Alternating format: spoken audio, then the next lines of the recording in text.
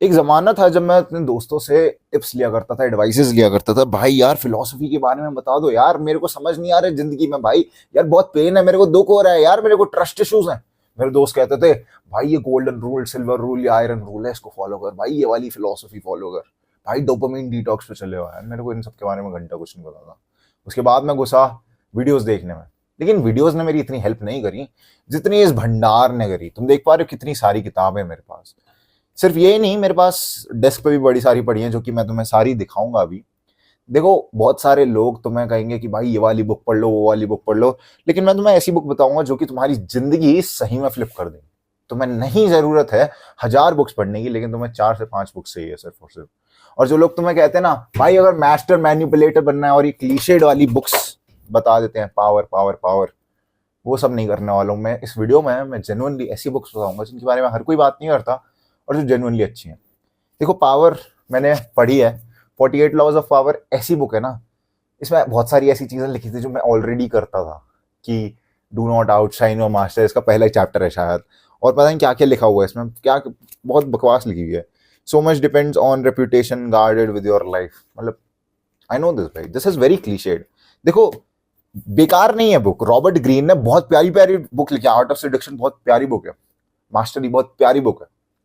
लेकिन सीन क्या है, ये जो बुक्स है ना, इनमें जो चीजें लिखी हुई है ना, you already know them, majorly, ठीक है। तुम्हें जरूरत नहीं है इतनी पूरी बुक पढ़ने की। बहुत ओ 10 रुपए पाए, खैर बहुत हैसल है। तो तुम्हें 48 चैप्टर पढ़ने से अच्छा मैं तुम्हें कुछ बुक्स बताता हूँ, पतली पतली बुक्स बताता हूँ जो कि तुम पढ़ लोगे।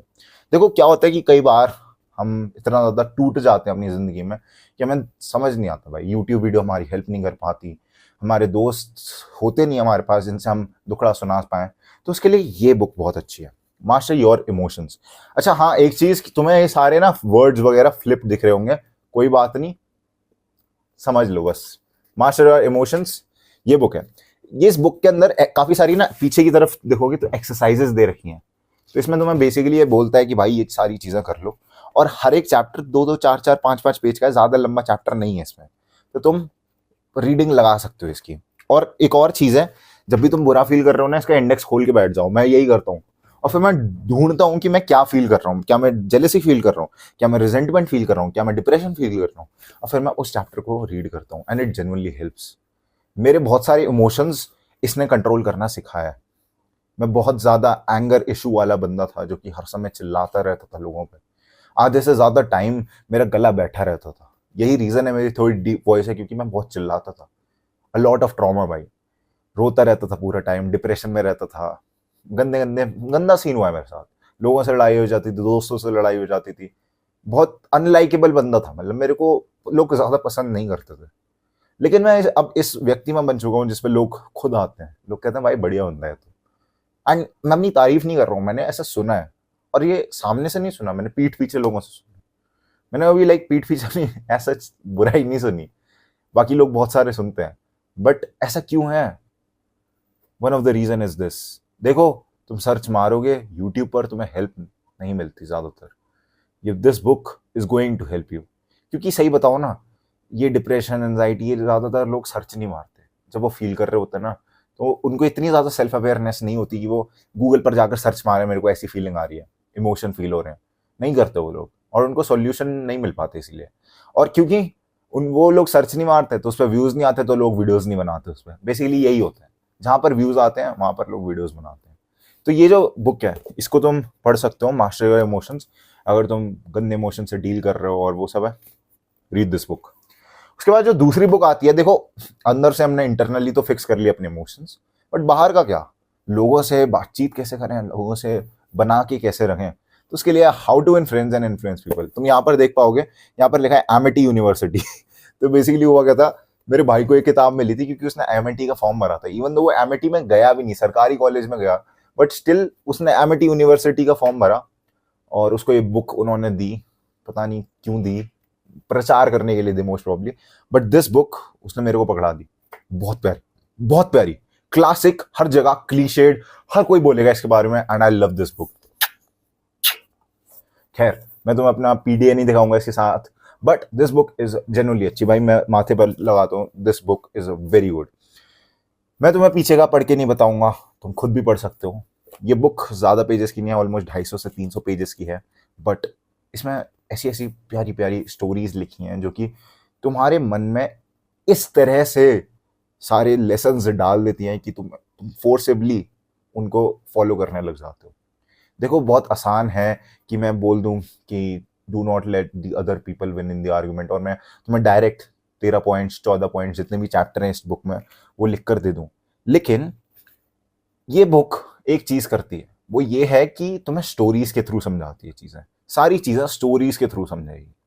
एंड ये जो पुराने ऑथर्स होते थे ना, डेल कार्नेगी हो गए, जोसेफ मर्फी हो गए, नेपोलियन हिल हो गए जिन्होंने थिंक एंड ग्रो रिच लिखी है, और ये डेल कार्नेगी की दूसरी book how to stop worrying and start living, ये जो सारी बुक्स है ना, हाउ टू बुक्स जो होती हैं बेसिकली, ये बुक्स फोकस करती हैं स्टोरीज पर।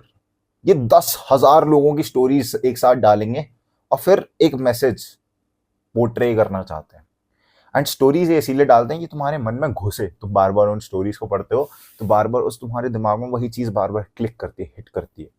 और देखा गया है न्यूरोप्लास्टिसिटी, न्यूरोलॉजी में साइकोलॉजिस्ट ने ये चीज देखी है, जिस चीज को तुम बार बार देखते हो ना, तुम्हारे मन में जब बार बार पॉप आउट होती है तो वो तुम्हारे साथ टिकती है।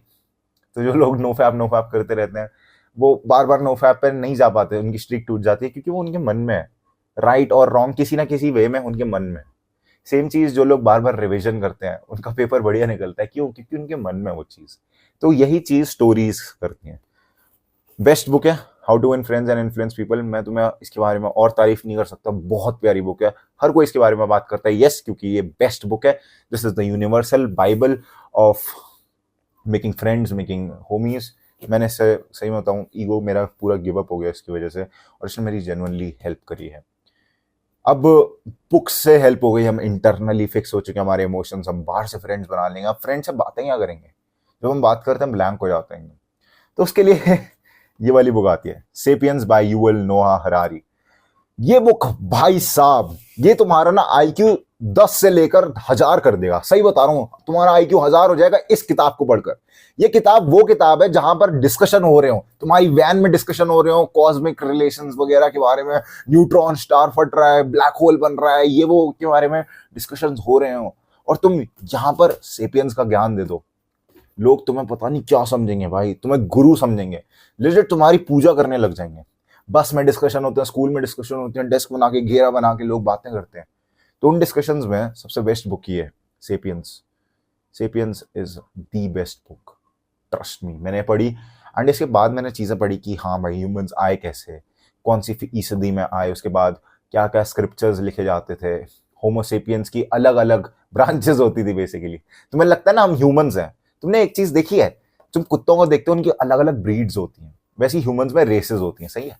अब तुम कुत्तों को देखते हो, उनकी अलग अलग ब्रीड होती है, लेकिन उनकी अलग अलग स्पीशीज भी होती हैं। मतलब एक बड़े फैमिली होता है, एक जीनस कहते हैं शायद उसे, उसके अंदर डिफरेंट डिफरेंट स्पीशीज होती हैं।